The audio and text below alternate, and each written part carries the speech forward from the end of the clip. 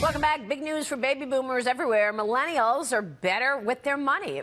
Between posting pictures of avocado toast and selfies on Instagram, 60% of 18 to 26-year-olds have reeled in their spending in order to save. Joining us now is Ramsey Solutions financial expert Chris Hogan. Chris, good to see you. We got to get some millennials up in Washington, actually, right now, talk about saving.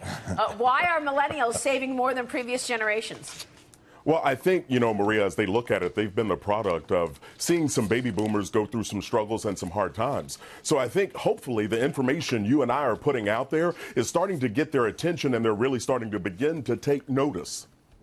Chris, Mitch Rochelle here. Happy birthday, by the way, I think. Is that correct? Yeah, happy birthday. Woo. Well, thank you.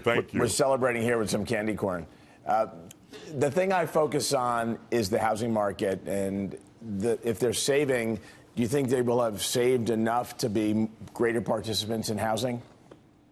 Well, I think with millennials, what we've seen over the last few years is that they're not in a rush to hurry up and buy a home, which is a smart play, especially if they're dragging along credit card debt or student loans. So I think eventually they will take part in the housing market. I think they're just slowing down right now, understanding their options, and also understanding that renting is not necessarily against the law. Renting allows you to save time and save money so you can buy a home the right way. Chris, it's Dagan McDowell. I want to keep hammering the idiocy of this proposal to really take a hatchet to 401k plans as part of this tax reform. And the Republicans are trying to argue that it's going to be better because you're going to be able to save more money, but shift it into say, a Roth-style account, maybe.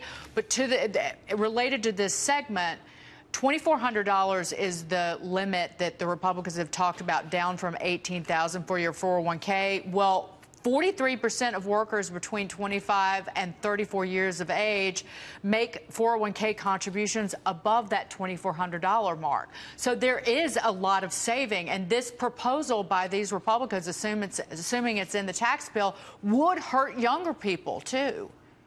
Oh, Dagan, it would hurt everyone. Anytime we already have a retirement epidemic going on in the United States right now. People are not having enough. They found themselves stressed. They're living off Social Security, an average of $16,000 per year. So anytime you talk about reducing what people can put away, it's dangerous. It doesn't make any sense. And so really looking at this, I hope people step up, reach out to their elected officials, and let them know this is not something that's in the best interest of Americans at all. By the way, let's just point out what we reported yesterday, Dagan, what you did. The U.S. savings rate dropped to a 10-year low in September, down to 3.1%, down from 6.3%. What a drop in the savings rate. So there you go, underlying the need for 401ks and savings. Jason. Chris, again, happy birthday.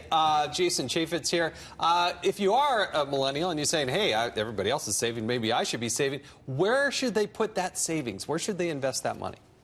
Well, I would tell him this, my friend. First and foremost, let's attack debt and get yourself out of that situation. Because on average, people are spending 24% of their income on consumer debt. I'm talking about credit cards, car loans, and student loans. So once they get themselves out of debt, I'd love for them to save and have an emergency fund. 3 to 6 months of expenses tucked away. So if life does happen, a job loss or illness, you've got a cushion between you and life happening. Then once they have that savings, let's move into investing 15% of your household income into Roth 401ks or 401ks or IRAs to start to prepare for the future. All right, great advice as always. Chris, good to see you. Thanks so much. Thank you. Chris Hogan there.